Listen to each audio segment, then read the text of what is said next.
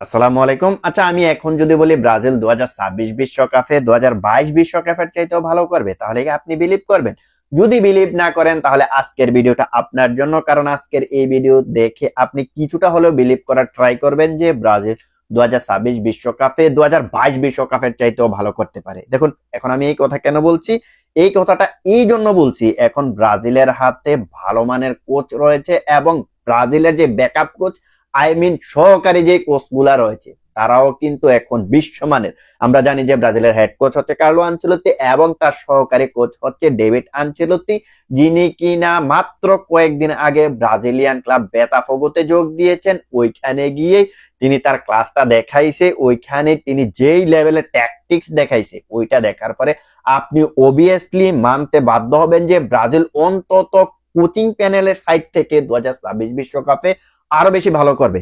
এখন আমরা একটু 2022 বিশ্বকাপের দিকে একটু ফোকাস করি, যেটা প্রিভিয়াস টুর্নামেন্ট ছিল ব্রাজিলের, প্রিভিয়াস বিশ্বকাপ ছিল ব্রাজিলের, ওইটার দিকে একটু ফোকাস করি। দেখুন, ব্রাজিল সর্বশেষ যখন বিশ্বকাপটা খেলেছিল তখন তারা নকআউট পর্বের কোয়ার্টার ফাইনালে পেনাল্টি শুট আউটে ক্রোয়েশিয়ার এগেনস্টে হেরে বিদায় নিয়েছে। যে ক্রোয়েশিয়ার এগেনস্টে ব্রাজিল একটা সময় আমরা দেখছি যে ম্যাচের 104 মিনিটে না 5 মিনিটে ব্রাজিল একটা গোল দিয়েছিল, যেখানে নেইমার জুনিয়র আউটস্ট্যান্ডিং একটা গোল করেছেন। ওই আউটস্ট্যান্ডিং গোলের পরে ব্রাজিল এগিয়ে গিয়েছিল এবং পরবর্তীতে ম্যাচের 115 মিনিট না 16 মিনিটে, সম্ভবত 116 মিনিটে ক্রোয়েশিয়ার এগেনস্ট একটা গোল কনসিড করে, যেখানে আমরা স্পষ্টত দেখতে পাইছি ব্রাজিলের ওই মুভমেন্টের কোচ তিতের অনেকগুলা উইকনেস।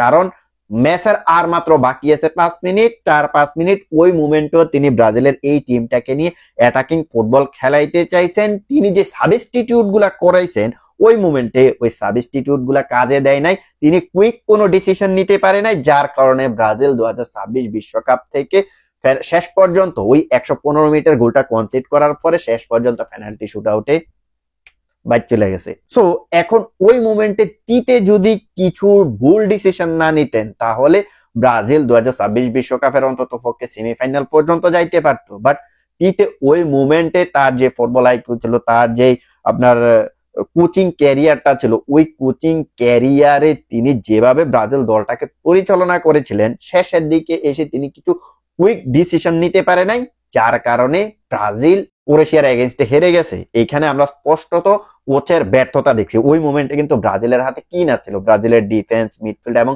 ফাইনাল থার্ড প্রত্যেকটা পজিশনে ভালো ভালো ফুটবলার থাকার পরেও একমাত্র কোচিং প্যানেলের কারণে, একমাত্র ভালো মানের কোচ এবং তার ব্যাকআপ কোচের কারণে ব্রাজিল 2022 বিশ্বকাপ থেকে বিদায় নিয়েছিল, যেখানে কোয়ার্টার ফাইনালে ক্রোয়েশিয়ার সঙ্গে হেরেছিল। এখন আমরা আসি ইন ফিউচারের দিকে। ইন ফিউচারে কি হবে? দেখুন, এখন বর্তমানে 2026 বিশ্বকাপে যখন ব্রাজিল যাবে তখন তারা কি নিয়ে যাবে? 2026 বিশ্বকাপে ব্রাজিল যখন যাবে তখন তাদের হাতে ভালো মানের একটা স্কোয়াড থাকার পাশাপাশি তাদের হাতে এমন দুইজন কোচ থাকবে যারা পুরো ইউরোপটা কাঁপিয়ে এসেছে, এবং একজন তো আছে লিজেন্ডের লিজেন্ড। আমি এই জায়গায় কার্লো আনচেলত্তির কথা বলতে চাইতেছি, যে কার্লো আনচেলত্তি ইউরোপের বড় বড় ক্লাবগুলোকে কোচিং করাইছে, চ্যাম্পিয়ন্স লিগ জিতেছে, Bayern Munich, Real Madrid, AC Milan, Everton, এই টাইপের টিম গুলাকে কোচিং করিয়ে তিনি বেশ সাফল্য পেয়েছেন এবং ওইখানে তার যেই ফুটবলীয় কোচিং এর যে ট্যাকটিক্সটা ওইখানে কিন্তু তিনি প্রুভ করে এসেছেন এবং সর্বশেষ তিনি ব্রাজিলে এসেছেন। শুধু তিনি ব্রাজিলে যে এসেছেন সেটা কিন্তু নয়, সাথে তিনি তার ছেলেকে নিয়ে এসেছেন, যে ছেলে তার কোচিং ক্যারিয়ারের বড় একটা পার্ট, যিনি কিনা খুব কুইকলি ডিসিশন নিতে পারে। কার্লো আনচেলত্তি না থাকলেও তিনি টিমকে কিভাবে এগিয়ে নিতে পারবেন সেই সম্পূর্ণ বিষয়টা কিন্তু তিনি জানেন। তিনি ইউরোপের বড় বড় ক্লাবগুলোতে ছিলেন তার বাবার সঙ্গে। তার বাবা যে ডিসিশন গুলা নিত ওই ডিসিশন গুলা নেওয়ার আগে তার ছেলে অর্থাৎ ডেভিড আনচেলত্তির সঙ্গে কিন্তু পরামর্শ করে প্রত্যেকটা ডিসিশন নিত।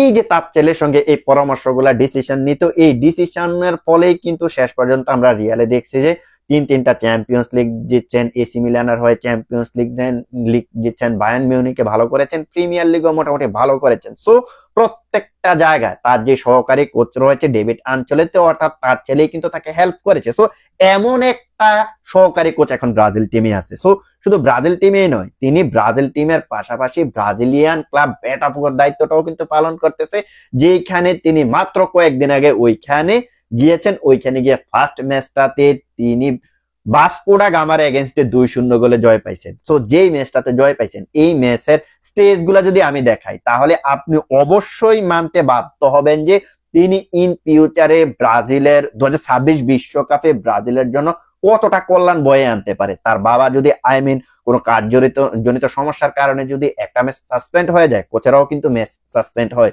ডাগ আউটে থাকতে পারেন না, যদি সাসপেন্ড হয়ে যায় তাহলে তিনিও কিন্তু ব্রাজিলকে ভালো একটা শেপে নিয়ে যাইতে পারবেন। সেটার জ্বলজ্বন্ত প্রমাণ হচ্ছে গত ম্যাচটাতে। দেখুন গত ম্যাচটাতে তিনি তার কোচিং ক্যারিয়ার একেবারে ফার্স্ট ম্যাচ হেড কোচের দায়িত্বটা পালন করেছিলেন, যেইখানে আমরা দেখছি ভাস্কো ডা গামার এগেনস্টে 2-0 গোলে জিতেছে, যেইখানে 48 মিনিটে একটা গোল এসেছে এবং 78 মিনিটে একটা গোল এসেছে। আর আপনি যদি দুই দলের ভাস্কো ডা গামা এবং বোটাফোগোর যদি স্টেজ গুলা দেখেন তাহলে আপনি অবাক হয়ে যাবেন ভাই, কত কম পরিমাণ বল দখলে রেখেও ভাস্কো ডা গামার এগেনস্টে তাদেরকে কিভাবে চাপে রাখছে।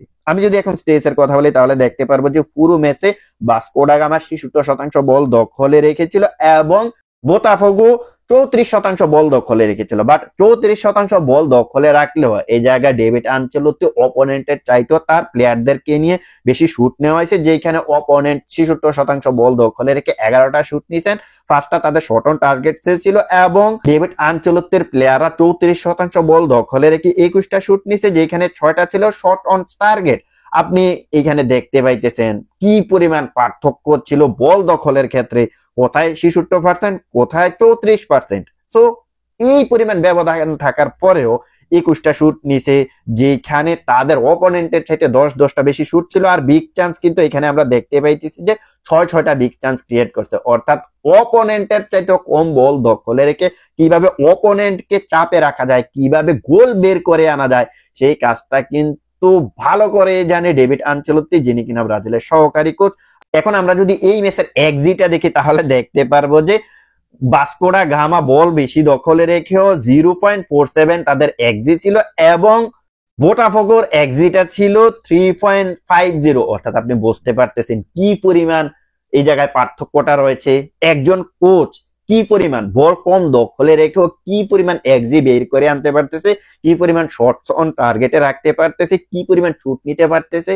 সো এই জিনিসগুলা দেখার পরে আপনি বলতে বাধ্য হবেন যে ডেভিড আনচেলত্তি বোতাফোগোর এই হেড কোচের দায়িত্বটা পালন করার পাশাপাশি তিনি যখন ব্রাজিল টিমে যাবেন তখন তিনি যে এক্সপিরিয়েন্সটা এইখান থেকে ইনকাম করবেন, যে এক্সপিরিয়েন্সটা তার হবে, এই এক্সপিরিয়েন্সটা কিন্তু ব্রাজিল জাতীয় টিমের দলেও কিন্তু এই এক্সপিরিয়েন্সের চিজটাকে কাজে লাগাইতে পারবে, এটা আপনি বলতে বাধ্য হবেন। সো এমন একটা কোচ যখন কার্লো আনচেলত্তির অধীনে 2026 বিশ্বকাপের সহকারী কোচ হিসেবে থাকবে তখন আপনি বুঝতে পারতেছেন যে ব্রাজিল আসলে কোচিং প্যানেলের সাইড থেকে কতটা এগিয়ে যাবে। মানে এখন ব্রাজিলের হাতে ইউরোপের লিজেন্ডারি একজন কোচের পাশাপাশি একজন সহকারী লিজেন্ডারি কোচ রয়েছে, যিনি ইন ফিউচারে যে কোনো ক্লাব কিংবা যে কোনো বড় টিমের বড় ক্লাব কিংবা বড় জাতীয় দলের হেড কোচের দায়িত্ব পালন করতে পারবে, যিনি কিনা ইন ফিউচারে ব্রাজিলের জন্য বিরাট একটা কল্যাণ বয়ে আনতে পারে,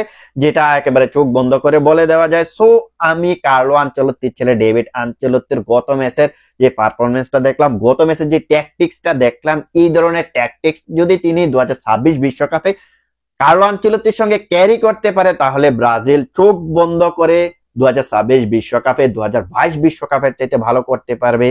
আমরা তো এর আগে দেখছি যে ব্রাজিল কোয়ার্টার ফাইনালে প্রত্যেকটা টুর্নামেন্টে আমরা দেখছি যে 2002 বিশ্বকাপের পর থেকে একমাত্র 2014 বিশ্বকাপ ছাড়া এই প্রত্যেকটা টুর্নামেন্টে কিন্তু কোয়ার্টার ফাইনাল থেকে বিদায় নিতেছে। সো কার্লো আনচেলত্তি যখন আসবে 2026 বিশ্বকাপে তার ছেলেকে নিয়ে 26 বিশ্বকাপে যাবে, তখন কোচিং প্যানেলের সাইড দিয়ে আমরা বিলিভ করি যে এই জায়গা থেকে ব্রাজিলকে বেটার একটা অপশনে নিয়ে যাইতে পারবে, 2022 বিশ্বকাপের চাইতেও বেটার একটা অপশনে নিয়ে যেতে পারবে।